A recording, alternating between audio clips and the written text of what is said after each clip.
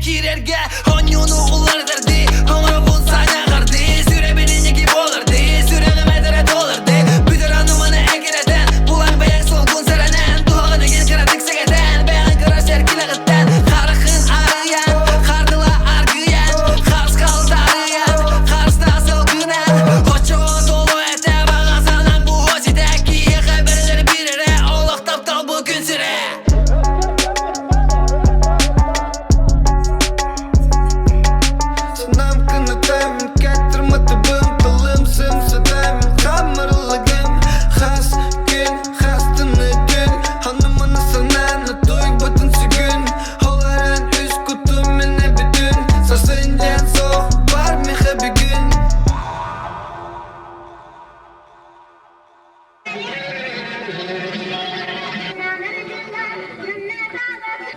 Kırk taş.